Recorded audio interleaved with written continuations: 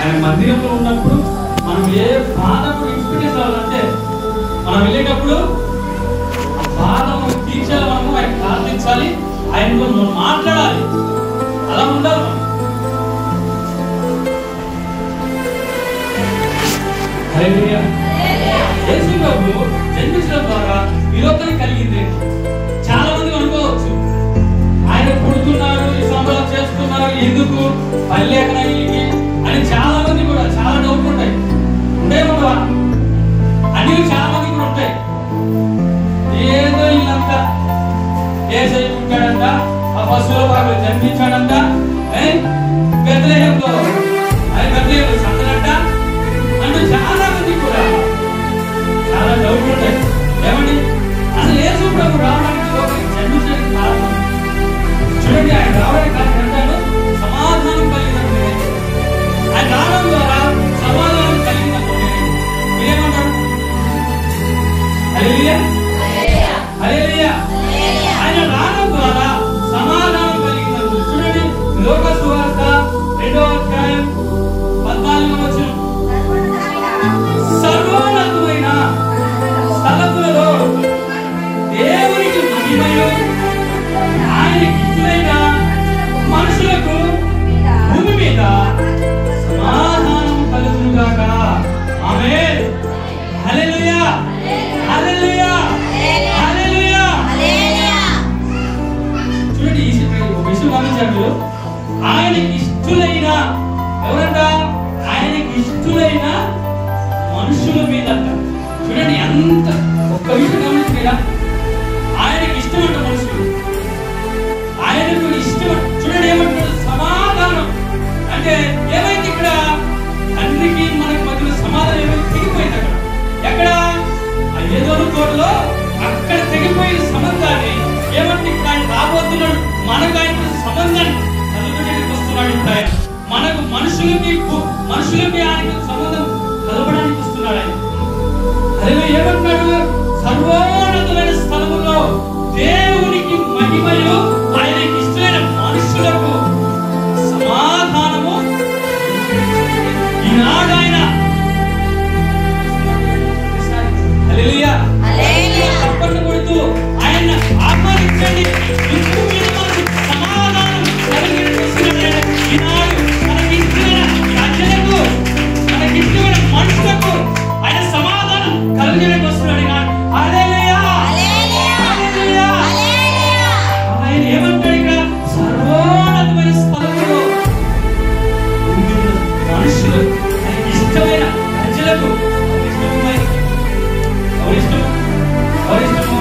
మనం గట్టిగా కలుగుతాం చూడు. ఎక్కడ? వీధులలో, ఎక్కడ? ఎక్కడండి? భర్త మీద, ఎక్కడ? భార్య మీద, పిల్లల మీద గట్టిగా కలుగుతుంటాం కదా.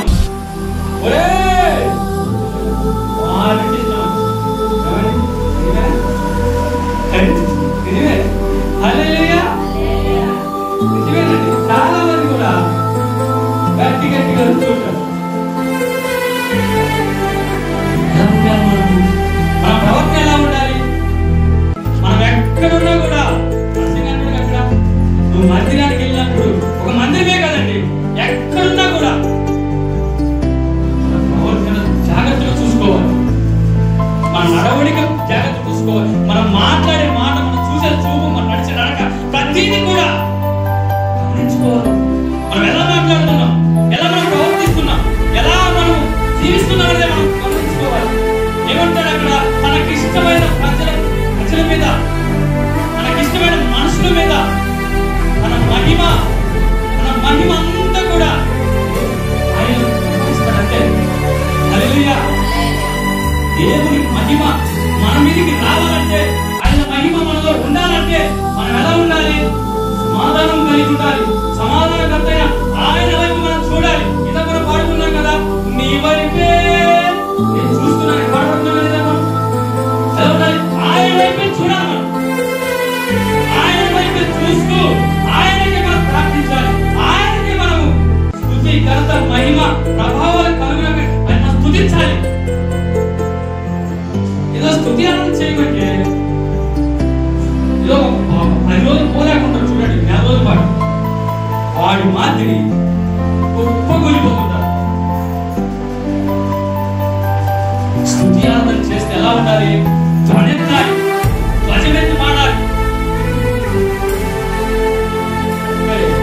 మనం ఎక్కడ పాడతామంటే సౌండ్ సిస్టాలు మనకు మైకులు ఉంటే పాడతాం కదా. మనకు మైకులు లేకపోయినా సౌండ్ సిస్టాలు లేకపోయినా మనం పాడాలి. ఎందుకమ్మా మన దేవుడున్నా లేకపోయినా అది వచ్చేయాలి. ప్రార్థన ఇస్తాడు, వచ్చేయాలి మాట ఇస్తాడు, ఆయన వచ్చేయాలి వాక్యాన్ని ఇస్తాడు. అదే ఇష్టం. ఎందుకో ఇంత ప్రయాసపడుతున్నాడు. ఒక పాట పాడాలంటే ఎంత ప్రయాసపడుతున్నాడు, ఒక వాక్యం చెప్పాలంటే ఎంత ప్రయాసపడుతున్నాడు, ఒక ప్రార్థన చేయాలంటే ఎంత ప్రయాసపడుతున్నాడు అనేది చూస్తాడు ఆయన.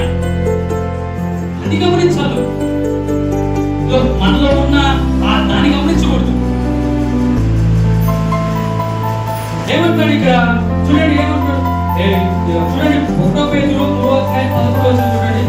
మనకు సమాధానము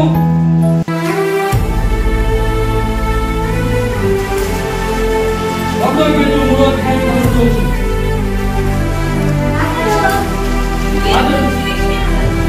అతడు కీడు నుంచి తొలగి మేలు చేయబడి సమాధానం వెలిగి